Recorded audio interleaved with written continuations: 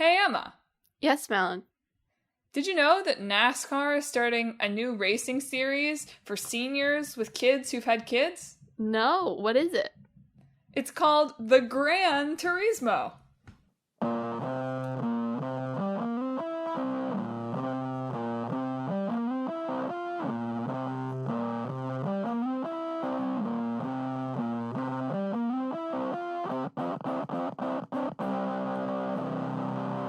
Hello and welcome to Talk This. It's dangerous to podcast alone.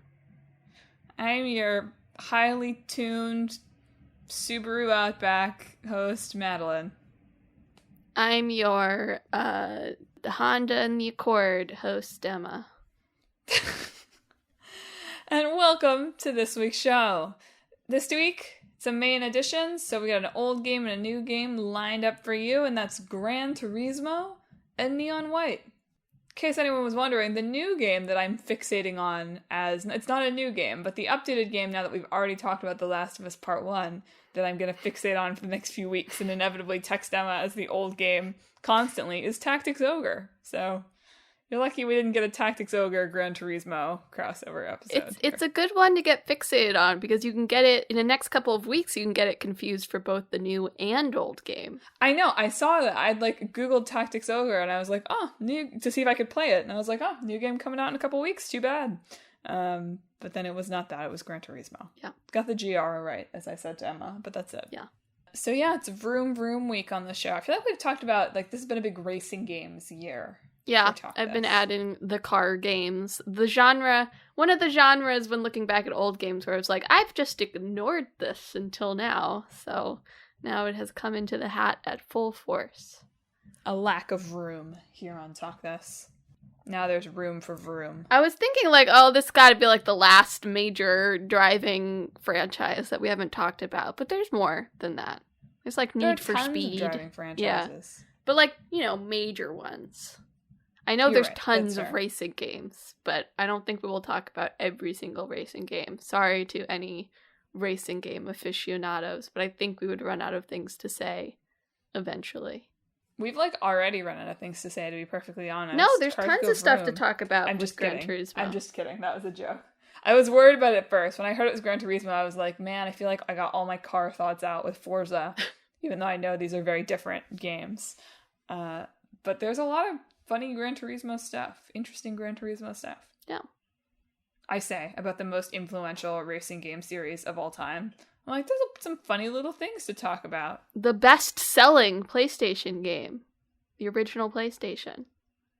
And the third best-selling. Yeah. Gran Turismo 2. It's funny. It goes Gran Turismo, Final Fantasy VII, Gran Turismo 2, Final Fantasy VIII, I think. It does.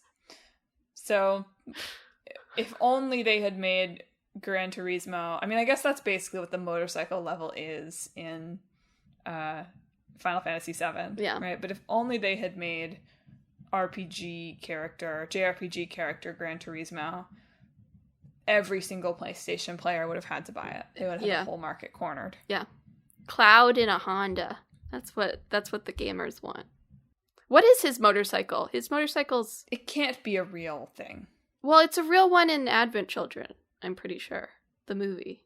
So I think that's his canonical bike. I'm pretty sure is a real model of bike. You're asking the wrong person, I think, for what model of motorcycle does Cloud drive in early 2000s Final Fantasy VII spin-off, Advent Children. They just did a big re-release of it, So... I know. I know. It has the same, Cloud and Nissan has the same energy as, the Butterfinger, Cloud Butterfinger ads, I think.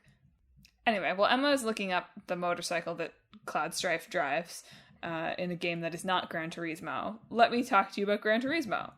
Gran Turismo, if you haven't heard of it, it's a racing simulator series, really in many ways the first of the simulation racing genre. Before Gran Turismo, everything was an arcade racer, and it really inaugurated that distinct genre split in racing games between arcade and simulator.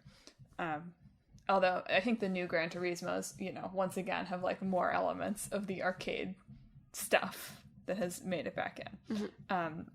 But it's from Polyphony Digital and been released for pretty much every PlayStation console at this point.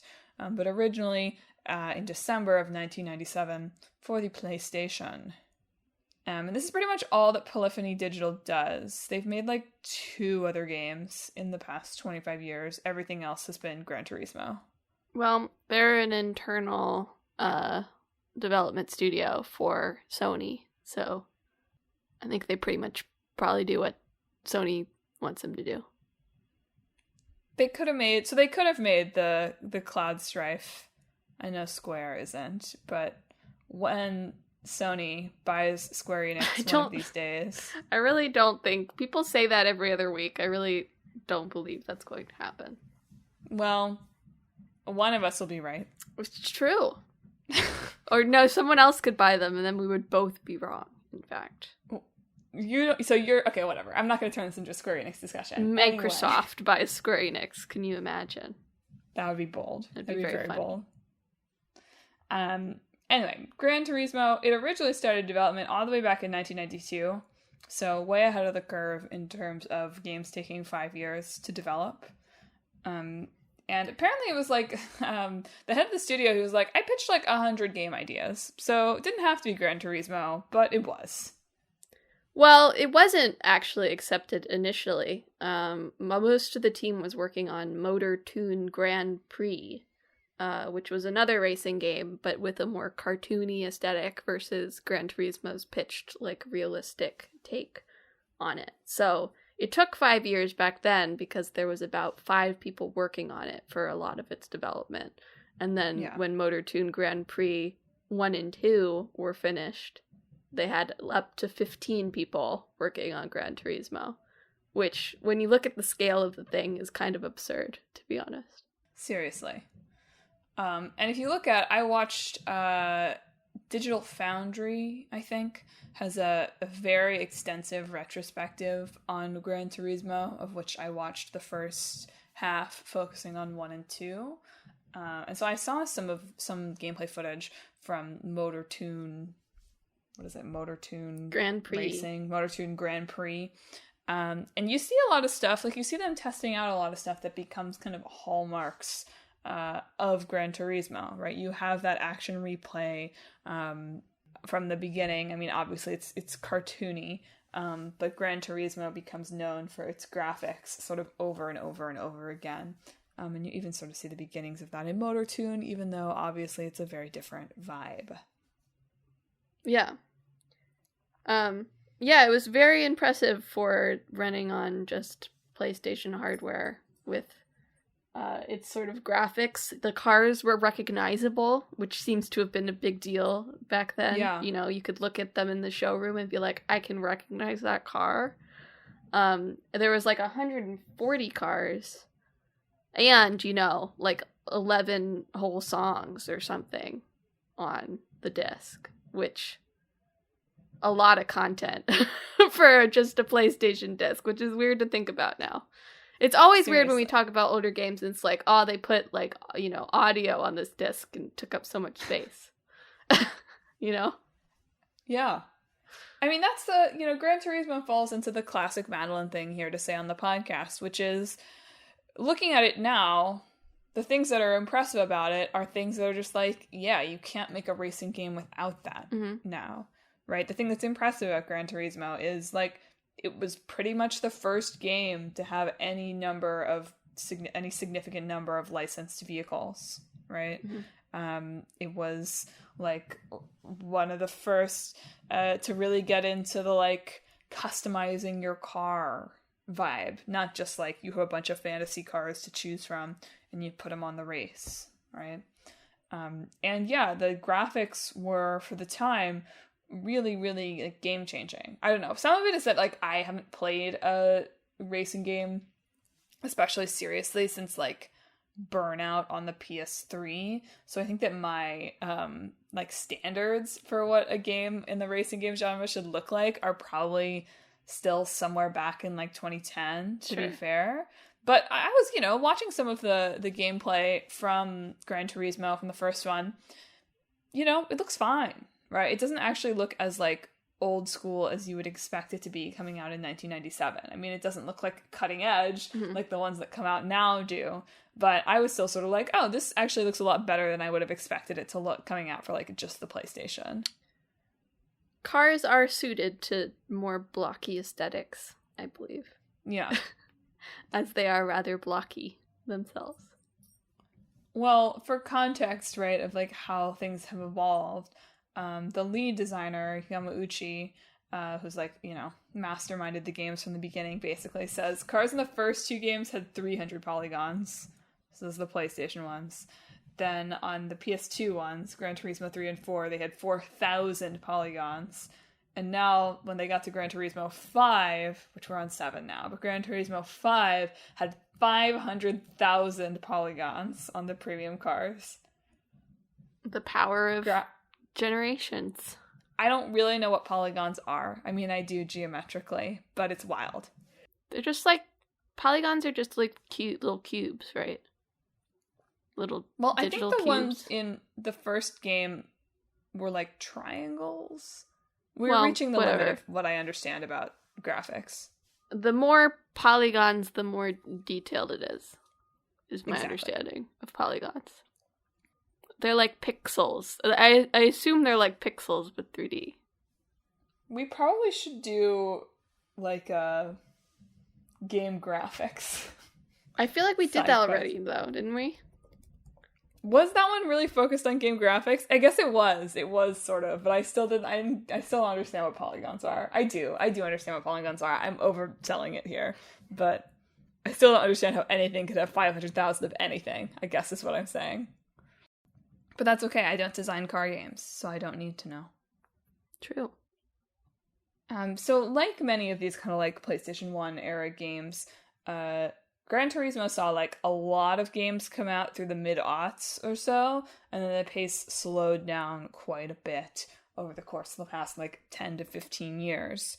So like Gran Turismo 6 came out in like I think it was 2013, if I'm remembering this right from my notes. Yep. So, and then there wasn't another mainline one that came out until 7 came out this past March. So 8.5 years between major releases there. Mm-hmm. Which makes sense, because they have a bajillion polygons to juggle. Yeah, they pretty much, they had Gran Turismo Sport. Right. On the PS4, but otherwise they pretty much just skipped that generation in terms of releases.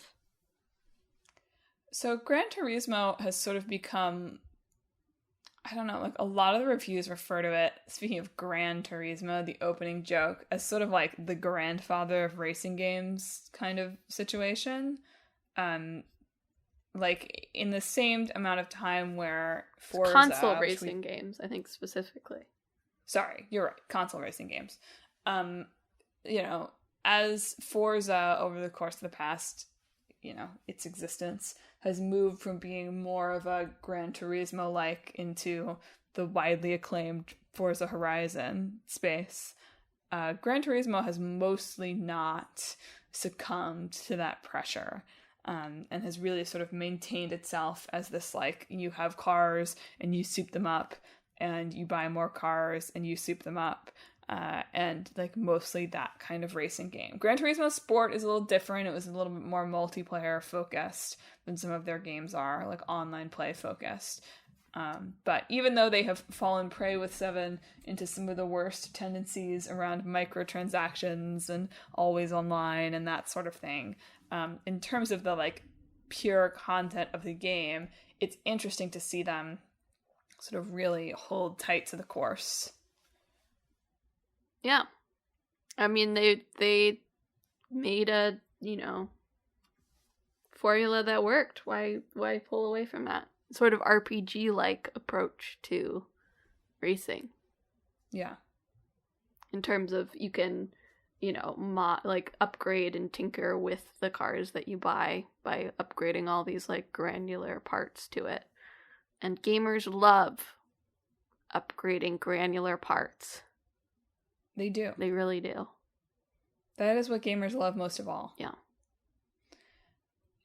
Not to say, by the way, this is not to say that Gran Turismo is a like hyper realistic game, right? Like the graphics get more and more and more realistic over time, but like I like this particular quote from like a Eurogamer article that looked back on some of the Gran Turismo games. It goes, perhaps most crucial then is the game's aspirational quality. Not only could you drive your dad's Honda Prelude without having to beg him for the keys, you could stick 20 or 30,000 under the hood, fit a Zoust the size of the Eurotunnel, wrap the rims in race rubber, and head down to the circuit of your choice in order to decimate the competition. So Gran Turismo is still a game where it's like, you can get your crappy little truck and throw a bunch of modifications at it and destroy the fancy race cars. Mm-hmm. Which I thought was funny.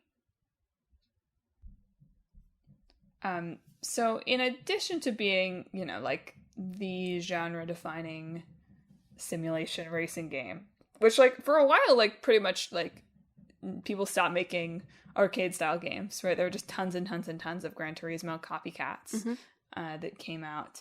There's a lot of like interesting stuff around Gran Turismo. You know, they're making a movie of it now. Again. Of the game? Well, sort of. You expand? I don't know about the movies, so... I will expand. So, like, you might be thinking to yourself, Gran Turismo is a game about being, like, a sort of... about being, like, an auto mechanic, basically, and a racer. Kinda. And, like, there's not really characters so much in Gran Turismo. Like Gran Turismo 7 apparently has kind of like a cafe space where it's like people talk to you about how much they love cars, basically. But there's not like a story to Gran Turismo. There's like a career mode, blah, blah, blah. Like there's a progression to it, but it's not like you're Joe car driver, like experiencing that story. Right. You're just like you. So they've been trying to make a Gran Turismo movie for like a long time. It didn't really go anywhere. But now, just this year, they've kind of rebooted it, and there are people like David Harbour is going to be in it, Orlando Bloom is going to be in it, and it's really seems to be more based on the GT Academy, like using that as a way to tell a story about Gran Turismo. But the GT Academy is itself, I think, really fascinating. Go ahead. So, the GT Academy, short for Gran Turismo, it was a collaboration between Nissan and Sony and Polyphony that basically said, we're going to take good Gran Turismo players and turn them into real race car drivers. Oh, interesting. So, like, they would be like, everyone could enter via, like, the PlayStation Online network, basically. It's like 5 million people played on the PS3. And then, like, so you would qualify there. They had like a national finals phase where, in addition to just being like you were good at Gran Turismo, they also made you like drive a real car a little bit and well, like, good. Made sure you were physically healthy, that kind of thing. And then they had like a training camp, and then the winners of the training camp would go to the Nissan's driver development program, where like in 2 to 4 months they would get an international racing license that usually takes 3 years to get. And then, like, they could be professional race car drivers. And the first guy to do it apparently really made a career out of it. Well, I mean, yeah, you want your proof of concept guy to make it, right? Right? He'd better. So they did this for, like, almost 10 years. They don't do it anymore. They did it for, like, almost 10 years. And, like, really, like, reading about this, to be perfectly honest, I was like, why do we even have real race car drivers? Why is everybody not doing it in Gran Turismo? It seems like better in every way. Like football, right? We talked about this. When did we talk about this? We did sport video games? Yeah, sport video games. Yeah. I agree. I mean, I agree about football too, but I'll grant to people that like football at least... Ooh, I'm going to piss off all the NASCAR fans in the audience here, but whatever. Here we go. Like, football, at least, the act of playing Madden is not physically the same as the act of playing football, right? And so, like, the people who are going to be good at Madden are probably not mostly the same people who would be good actual NFL players, right? So I understand the argument there of, like, it's not really the same thing in those cases, right? even though it's like football is really dangerous and maybe it shouldn't be the same thing. But we can put that, you can go back and listen to the sports podcast where no doubt we talk about that in more detail, although probably not much more detail because it's not a sports podcast. But with Gran Turismo, like, you know, there's already the like peripheral controllers that are like you have a wheel and a gas pedal. So like presumably the people who are good at Gran Turismo would probably also be decent race car drivers, except that like some of them might have a fear for their life that they don't have when they play Gran Turismo. So like, why don't we just have all races be fake? You know, I didn't look into this that much. I would have if I had known about this, but I feel like I saw somewhere that like Gran Turismo has like not really been able to establish a footing in like an esports scene though. So apparently something with that's not clicking, because there's this real subset of people in the country who love NASCAR, you know. Yeah. So seems like they're not able to tap into that for whatever reason. It does make me wonder, this is purely speculation, but like, are the people who are true NASCAR lovers, like, is what they love going to the Indianapolis 500, right? And like that experience of being there and watching it in person? Because, you know, it comes down to the always criticism of professional racing, right? Which is that it's like, it's just a car going around a track 100 times. But like, it makes the good noise, you know? Yeah. You do miss that a little bit with video games. That's true. Still, I do feel like this is what the metaverse should really be trying to do, you know? What? Metaverse should be trying to replace NASCAR. So like, then people can still... They've got legs now, so they can press gas pedals. Well, we don't even just see the legs. Like, I don't care. We can't see the legs of the car drivers. We just need to be able to see the cars that these guys are piloting in Gran Turismo. I feel like they should put cameras down by the feet, though. Personally.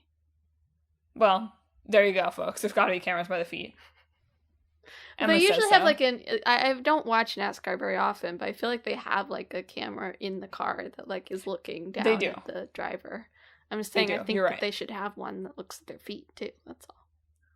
Well, I think pitching, I really feel like Gran Turismo Metaverse, I'm not really a believer, I'm not much of a believer in VR Metaverse, but I think Gran Turismo could probably make something of it. That's my hot take. They were the first video game, I didn't look up if Forza has been recognized in this way too, but they're the first video game to be recognized as a motorsport by the Fédération Internationale de l'Automobile. So they played it as like a replacement, or like I guess like alongside the Olympics thing in 2021 in the Olympic Virtual Series. That's fun. Yeah. But I do think you're right that there does not seem to be like that much. There's some esports presence, but not a ton, which I think is because they've sort of shunned the multiplayer aspect of it. That's like fair. That does exist, that has become part of the game, but it's so much more of a single player experience that I get why the esports haven't really taken off. One other notable thing about Gran Turismo that I thought was interesting is it has regional soundtracks. So Japan has fully composed music by Masahiro Ando, whose only other video game credit is doing music for all of the Arc the Lad games, actually.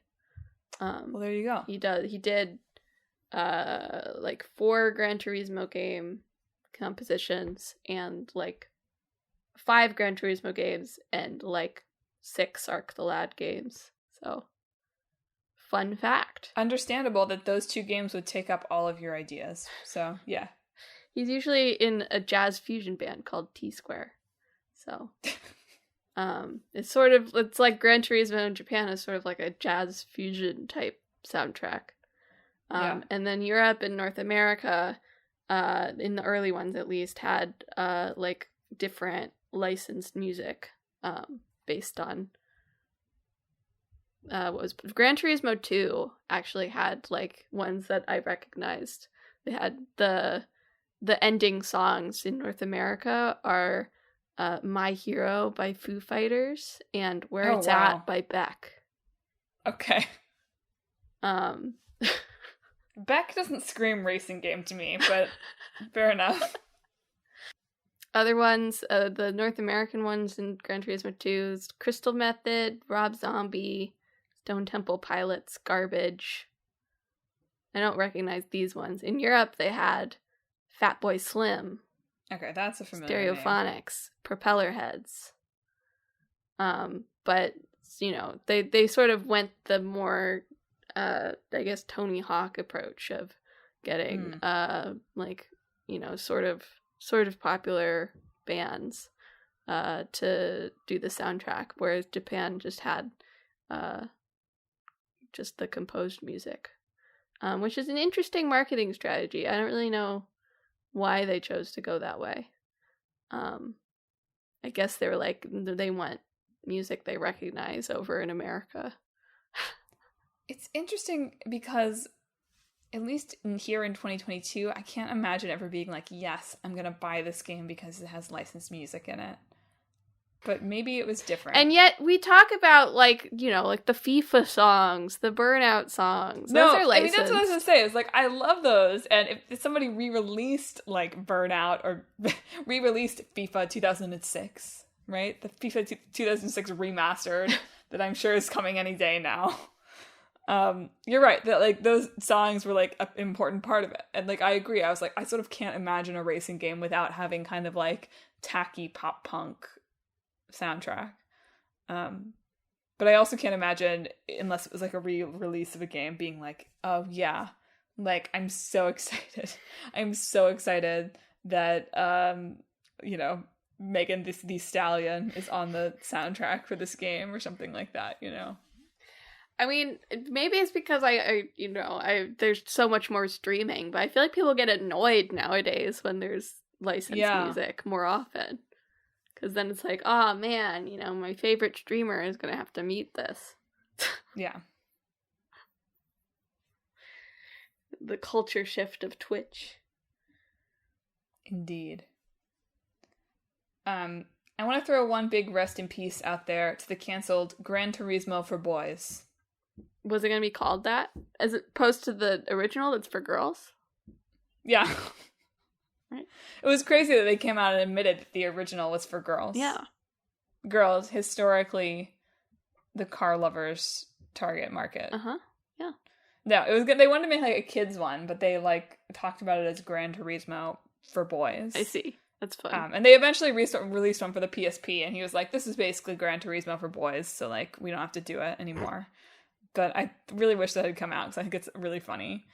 I guess my last thought about Gran Turismo, before we talk about Neon White, is interesting to me the way that many of the interviews around Gran Turismo 7 before the whole Metacritic disaster of their microtransactions, like talking about how, especially over the course of the 8 years between 6 and 7, like car culture has really changed, at least in the US, right? Where it's like sort of not cool to like cars in the same way as it was when the original Gran Turismo was coming out. That's fair, yeah.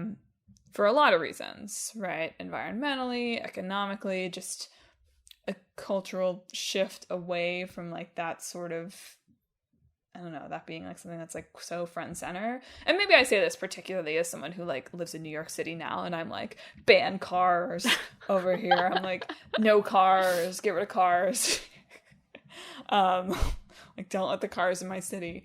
But it was interesting to hear the creator and hear many of the reviews talk about this as like very much a love letter to car culture and like trying to teach people about car culture, which is so interesting because you have to feel like games like Gran Turismo, games like Forza are like they are the car culture now. Yeah. I think. Yeah. Even more so than people, nobody takes auto shop anymore in schools, at least not in my East Coast blue cities. Yeah. So it's interesting to think about like this is how you get people into cars And is like that even a good thing? And like does playing Gran Turismo make you more or less excited to like learn how to change a tire? That's a joke, but more or less excited to own a fancy car. Yeah. Well, you didn't do your requisite Wikipedia greatest games of all time shout out. I didn't realize it was on the Wikipedia greatest games of all time list. The first one is Gran Turismo 3 A-Spec is, and Gran Turismo 4 is on the Wikipedia list of greatest games of all time. See, usually the base Wikipedia page, listeners, just so you understand my process here, I don't like go to the Wikipedia greatest games of all time page every time that we have a game to like check if it's there. I research the game. Generally that involves looking at the Wikipedia page because, believe it or not, there is not really a better repository of information about like the basic facts of when a game came out and who it was developed by than Wikipedia. And usually on there it's like, it is considered one of the greatest games of all time, with a little link that goes to the Wikipedia list. I think you might have been looking at the series page. I think that the like first game page does have that link. I looked at both of those. I'm just stupid, basically. And also, the irrelevant fun fact, I was thinking of Cloud's Hardy Daytona, which is not a Harley Davidson, but might as well be. Interesting. So, now we can talk about anime. Oh, that was a good transition. It's time to talk about Neon White. Neon White is a first-person shooter, platformer, card deck builder, speedrunning game. Which every review that you will read about it is like, describing the genre doesn't really make any sense, but it makes plenty of sense when you play it. Yeah. Which I mostly agree with, although I struggle with buttons. I read a lot that was like, that makes it sound boring, though. And I was like, no, it doesn't. Like, it's not, you can't really visualize it, but it doesn't make it sound boring. I think people are just worried. I think that there's still an anxiety around deck builder games. I guess so, yeah. I think that there's, like, even though deck builder games, I feel like, are the ascendant indie genre right now, I would say. I think that there's still sort of that feeling of, like, it's going to alienate the Gran Turismo fans or something. Which is not true. I think Gran Turismo fans would actually be quite into deck builders. That was just a joke. But I get why it's like, it's a first-person shooter, but it's a deck builder.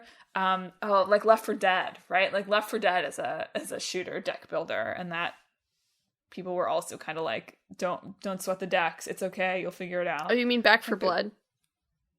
Yes, I do mean Back 4 Blood. I was Left 4 Dead had cards. Maybe it does. I don't know. No, I'm sorry. I was thinking of... Yes, I know what you're thinking of. Spiritual successor, Back 4 Blood. Yes.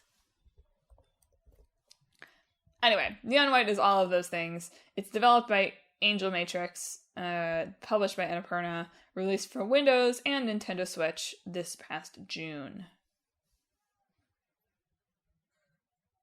And I played it on the Switch. You played it on the Switch? Windows. Did you use the gyroscopic controls? Okay, so I didn't have them turned on at first. They're not turned on automatically. And so I played through the first mission. I played through like the first mission and a little more, basically, before we recorded this podcast. And I intend to keep playing it. It's fun. It's I'm realizing these like very like short like level-based games like this, like Ollie Ollie World, weirdly even like something like Kingdom Hearts Melody of Memory, right? Scratch a certain itch for me that I like. So thank you to the podcast for giving me that dangerous knowledge. But I just started thinking about Melody of Memory. What was I actually saying? It scratches an itch for you of some sort. Sure. Gyroscope. We were talking about the gyroscope. Oh, right, yeah. So I played through the whole first like mission, right, which is a selection of a bunch of levels. We'll explain what this game is actually in a minute. If first-person platformer card deck builder speedrunning didn't like clarify that for you, like just keep up, follow along. So I didn't have the gyroscope on for my aiming at first because it's not turned on automatically, and then I was researching for the game for the podcast this morning, and everyone was like, "The gyroscope is great. It's a really good gyroscope. You should try it." And so I was like, okay, everyone's like, gyroscope, you should try it. And I don't know, maybe I must just like move my hands around a lot or something, or I'm just not used to it. So I turned on the gyroscope and immediately it was like, this is unplayable. I can't do this. Yeah. let me stick with my right analog stick. I think there's probably like a learning curve to gyroscope controls, because I know like Splatoon has them too, and some people like swear by them, right? Yeah. But yeah, I watched some review footage of like someone who's clearly playing on like PC and someone who was playing with the gyroscopic controls. It was really hard to watch the gyroscope controls for me. I think I just get motion sick really easy. Yeah. And so if it's like jittering around all the time, it reminds me of like why I can't, like the few times I've tried like a VR helmet, for example. Because that's sort of similar, like sort of jiggling around with your head motion. And something about it being digital just like makes me sick for some reason. Yeah. No, I think I don't hold my hands that still, I think is part of it. And so it's just like, I'm just not used to it. I don't know, maybe this is like one of the first, not the first, but like one of the first discoveries of being old now, right? My controllers didn't have gyroscopes. You had to like point meticulously with the Wii. Yeah. So I think it's possible. Like, I'm sure there's a learning curve. I understand why it would be appealing for this game if you were good at it. Unfortunately, I am not good at it, and so I'm going to stick with my right analog stick. But I did test it out. Anyway, in this game, which is also a visual novel, by the way, I should have thrown that in there as well. First-person shooter, platformer, card builder, visual novel, speedrunning game. You don't really speedrun the visual novel part, although you could. You play as Neon White, the titular Neon White, a demon hunter, sometimes referred to as a demon slayer. Several times in the first hour, they've referred to everyone as demon slayers, and I've been like, can we do that? Are we allowed to call anyone demon slayers? Honestly, it's probably on purpose. From this game. I'm sure it is, but I was like, really? Like, can we? I don't think you can copyright the phrase demon slayer. Okay, I mean, fair enough. I'm just saying I'm a lot less elegant with my katana than the demon slayers are. But it's fine. You're a sinner. You've been brought from hell. You're dead. You've been brought from hell up to heaven. God has chosen you because he wants you to kill the demons that apparently, like the 30 to 50 feral hogs of rest in peace Twitter fame, just take over heaven seasonally. Yeah. So you have to bring in sinners to exterminate the demons, and you have to do it as fast as you can. The as fast as you can part is not super clear why, but it's a competition, so why not? God's got a picnic on the weekend or something. We got to keep it going. They don't want to keep... The demons need to get out, you know? It's true. If I had several mice or feral hogs in my house, I would also be like, I would like them out as quickly as possible. You know? Mice faster than the hogs, I think, myself. I believe that the feral hogs and I could reach an uneasy peace. But not the mice. Yeah. So you and all these other neon colors, right? Like I've met neon yellow, neon violet, neon red. There's neon green who seems to be a bad guy. You're competing for a spot to stay in heaven by killing as many demons as fast as you can. And you know, as is often the case in these situations, you've awoken without much memory. You've got some amnesia. And it becomes apparent over time that all these other neons are people that you, like, have some kind of connection to. Like, you knew these people in life. And they mostly remember you, although they have some memory loss, too. So you're kind of trying to piece together who you are, who these people are, and also just kill a lot of demons. Overall, this game is just, like, very talk to smash up, right? Like... like this game is like if we took well, it has the sword, so it's like we talked about do you remember talking about Ghost Runner? I was thinking of Ghost Runner and I couldn't remember that name of the game, so thank you. I was thinking of Ghost Runner, I was thinking of Katana Zero. It's like if we took one of those games on one hand and mashed it up with some kind of like visual novel. Or like a card builder with a story sort of situation. I feel like we would end up with this. I feel like there's like some elements of like something like Celeste in here too. Yeah. That makes sense. The platformer, like the delicate platformer. Yeah, and like just the very instant, like once you mess up, you can go back. Like you just are back at the where you started, right? Yeah. Which is very essential for games like these, for there to be not very much loading time. And there's not. It's easy. I'm still having to, because the game didn't tell me until a few levels in that I can hit the minus button to instantly restart. I've not been able to untrain my muscle memory to go to the main menu and hit restart yet. But once I do, it's going to be over for all of you all. I'm going to be so fast. But yeah, it is sort of interesting to be like deck builders are ascendant, right? But I feel like at least I'm encountering more and more and more of these kind of like sort of speed running inspired games. Mm-hmm. Even whether it's literally speed running or it's just like these like short level based like precise movement kind of situations. And you're right to say that, like, man, imagine releasing that for the PlayStation 1. A disaster. A horrible game. Which is particularly kind of funny with Neon White because I saw at least one place that sort of implied that like the sort of Dreamcast inspired graphics are like semi-intentional. Like I was playing this game and Clickway Boyfriend was like sort of half watching, and so I asked him for his impressions. He was like, looks a little rough and ready. Been watching a lot of Bake Off. I'm like, looks fun.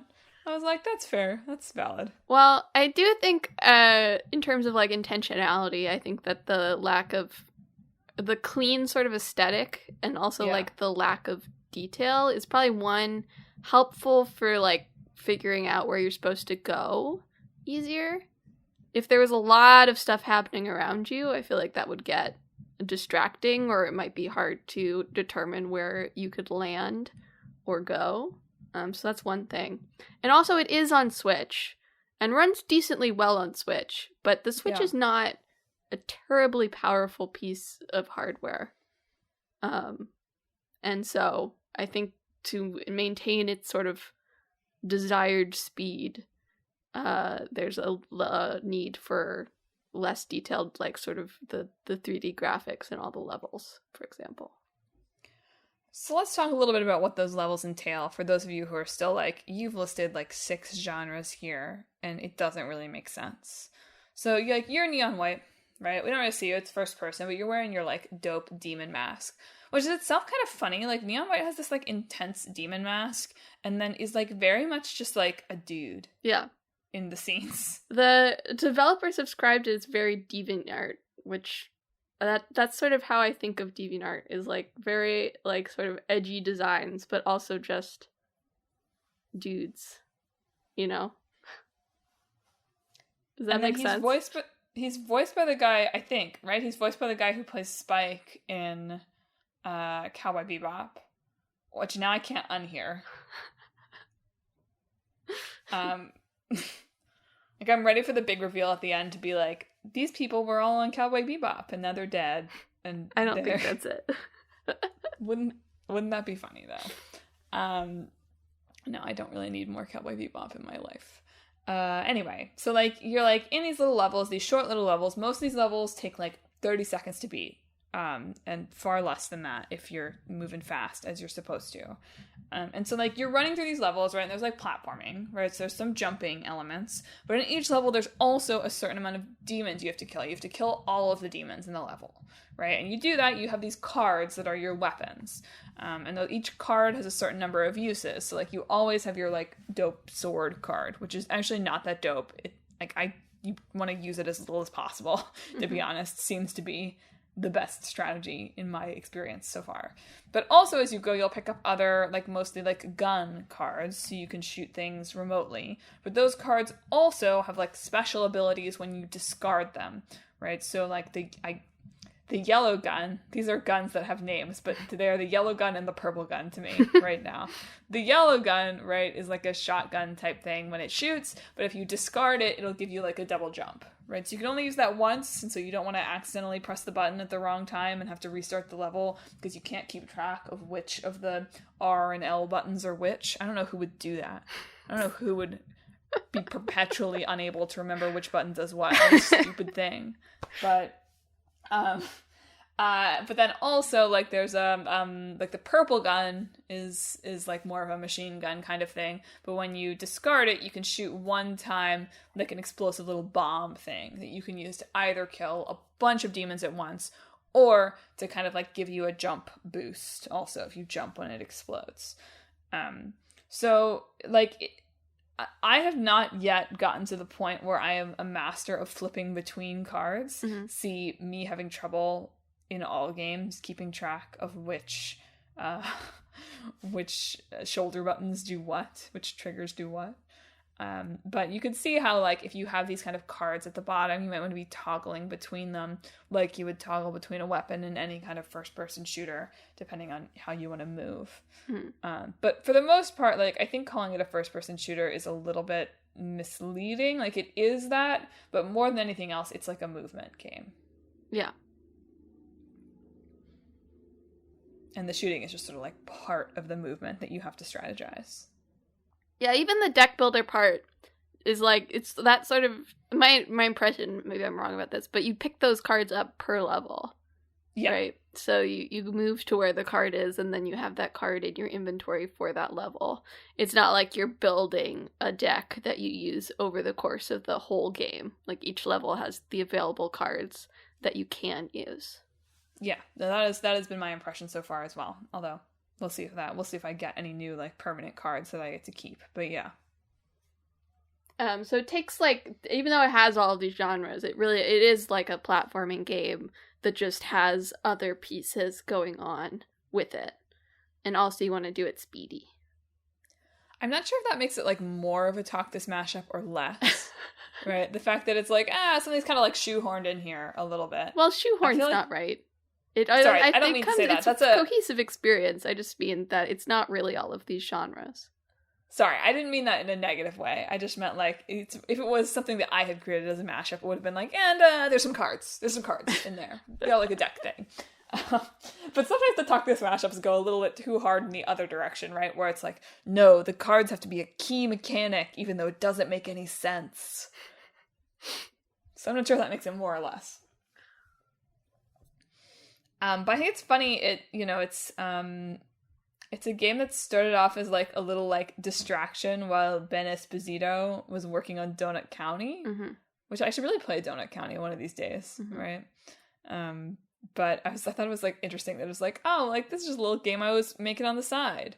So I feel like you see less of that these days. I feel like so many of the, like, older games we talk about sometimes are like, this kind of started as somebody's, like side project. And who has time for that now? But I guess this guy did. Yeah. I did think he talked about how it started as, like, he was thinking about the shooter platformer, but, like, it would be, like, arenas of enemies to go through, and you would get random weapons during these arenas. But then he made a version of it that was, like, a linear level with a set number of cards that you use.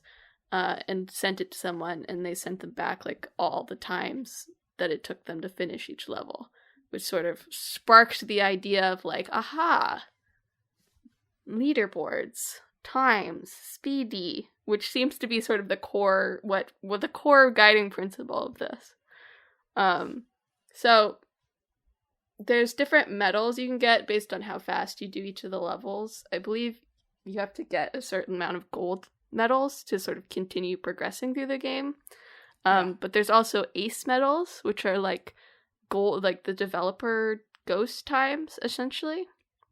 I think they're actually, like, they generally set them, like, a couple seconds faster than what the developers could do, was, like, the rule of thumb. I read that too. Which makes sense. This is a game that, like, definitely pretty quickly trains you to be able to go faster and to master levels. So it makes sense that the developers would have, like, unattainable times, basically.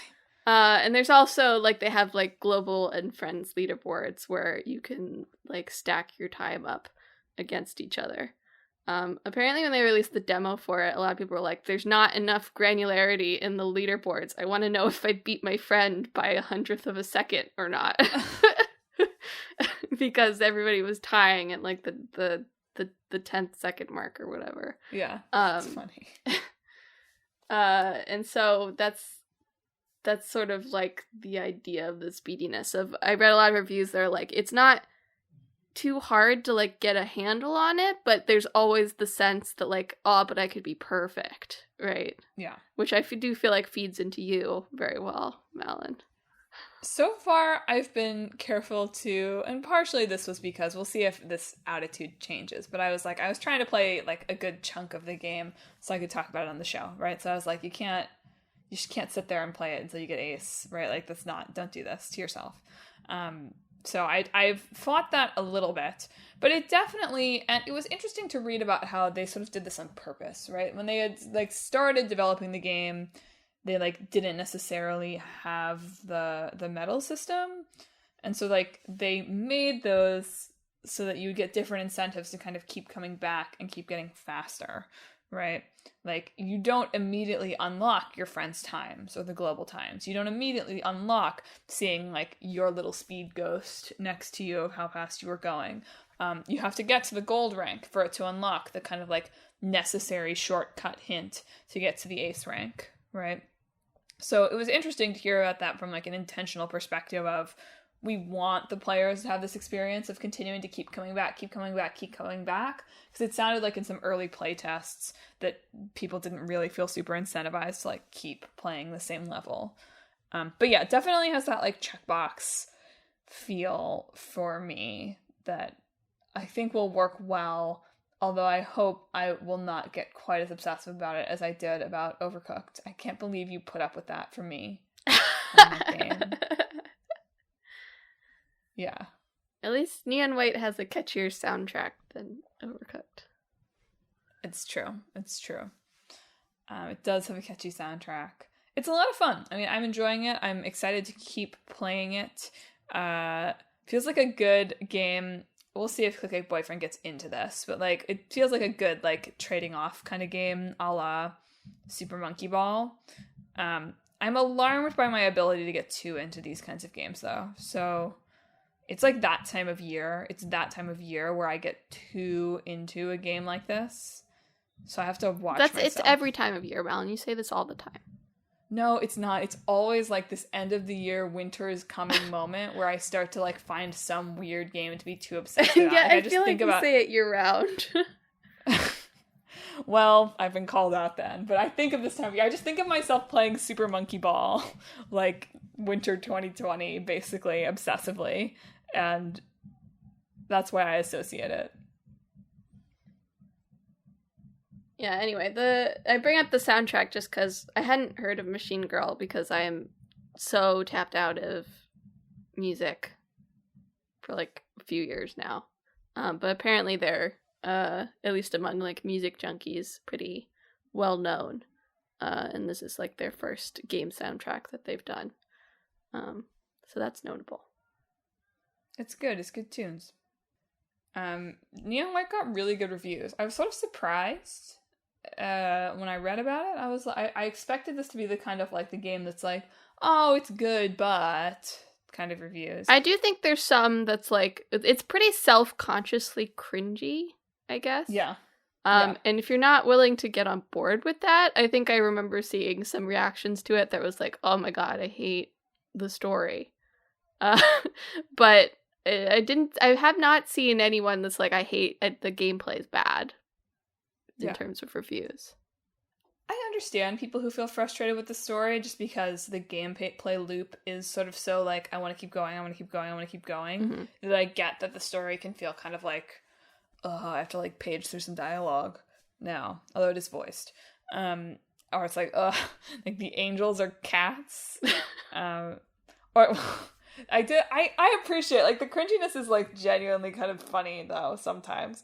Like basically like your character asked one of the angels, he's like, why are you a cat? And the angel was like, it's just because like your human eyes can't comprehend what angels are, right? So you just like turn us into something, whether it's like cats or a sexy Statue of Liberty. And the next character comes in and he's like, dude, like, why is John Cena giving us our missions here?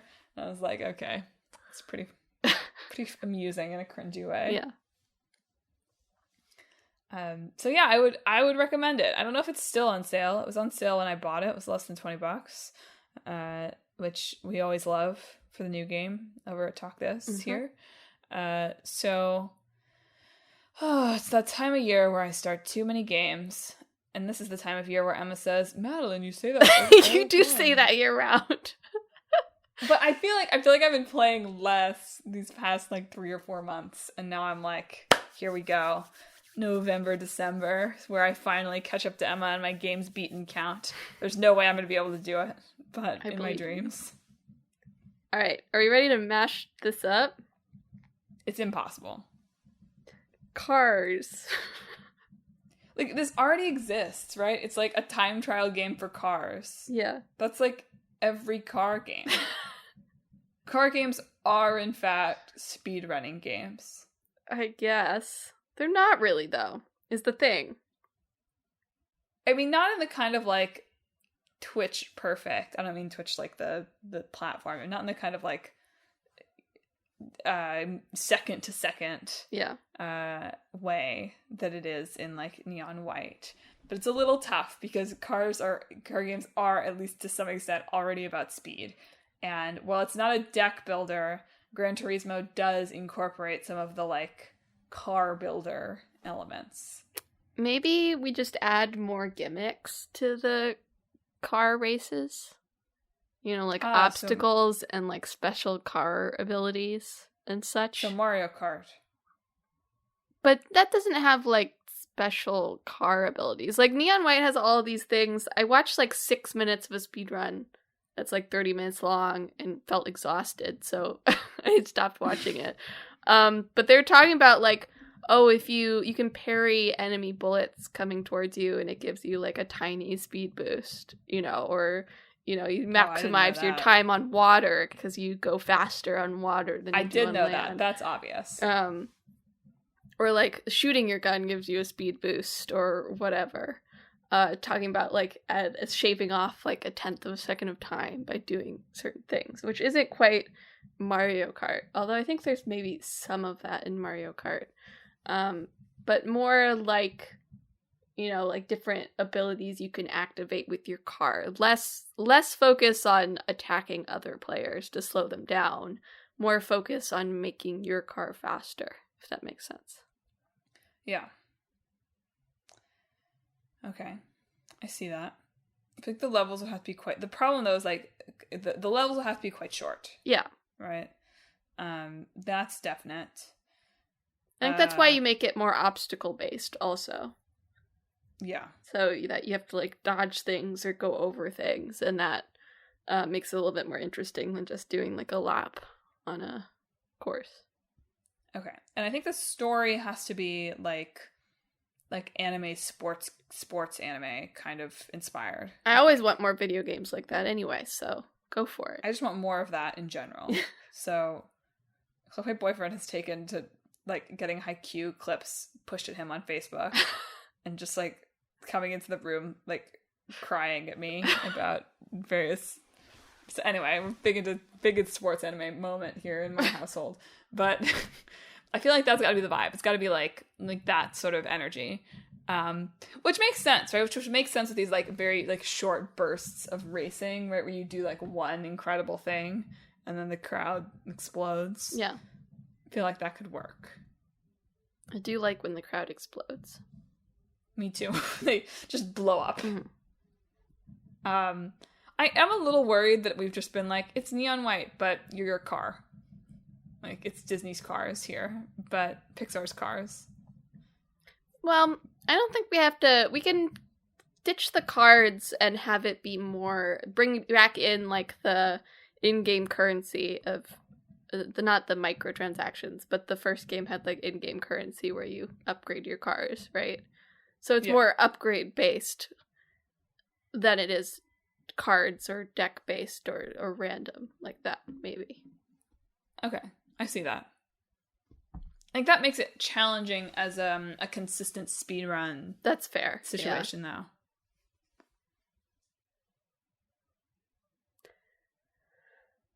Maybe, like, each level, there's, like, certain things you can put on your car instead.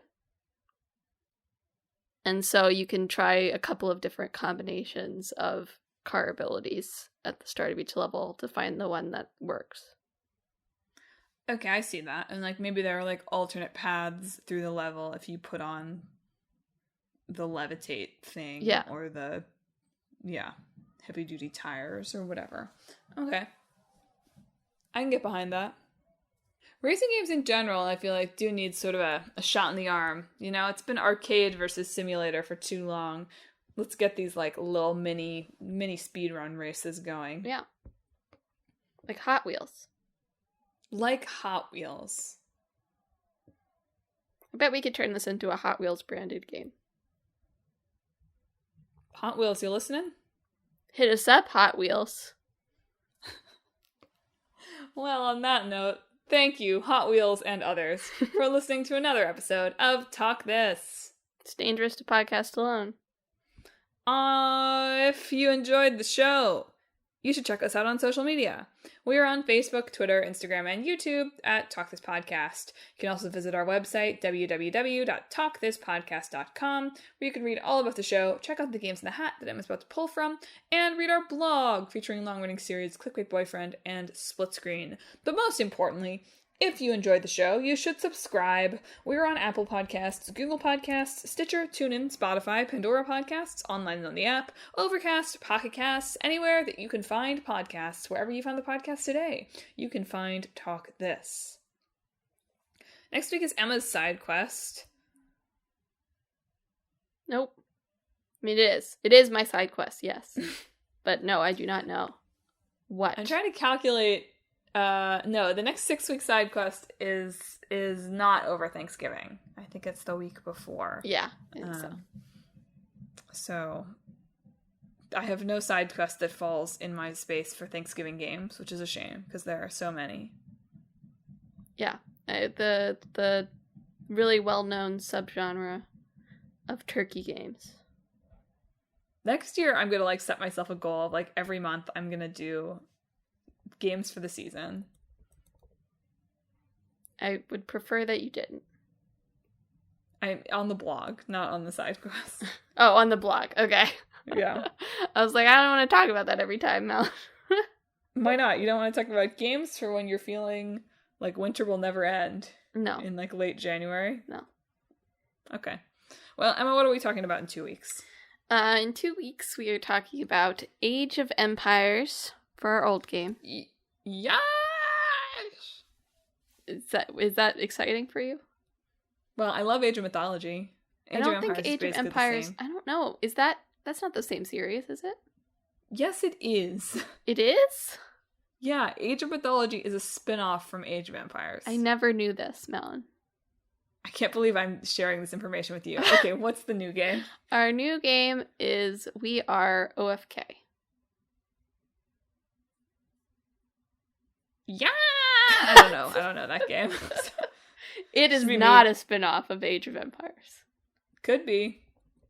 Alright, well, in 2 weeks then, listeners, look forward to me just recounting the tales of Arcantos and Ajax and Odysseus. We've already done Age of Mythology, so you have to keep it to the main series.